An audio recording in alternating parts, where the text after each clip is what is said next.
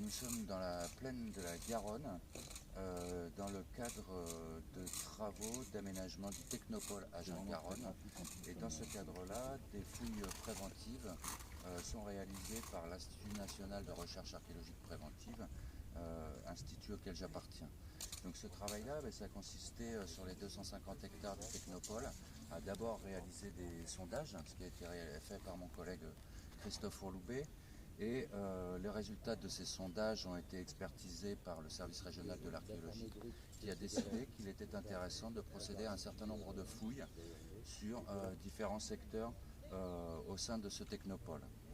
Donc ces fouilles, nous en avons déjà réalisé 3, c'est la 3e là où nous sommes aujourd'hui, et en particulier elles nous ont permis d'avoir une meilleure compréhension de l'occupation de cette plaine alluviale à l'époque gauloise, aux environs du IIe siècle, au début du IIe siècle avant Jésus-Christ.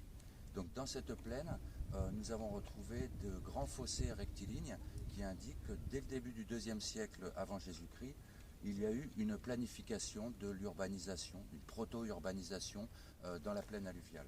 Donc ces fossés, nous les avons suivis sur des longues distances, nous les avons fouillés et nous avons identifié un certain nombre d'activités, notamment des activités de métallurgie, de la forge. On a identifié des zones qui étaient plus densément loties, des zones moins densément loties qui indiquent que nous nous rapprochons des champs.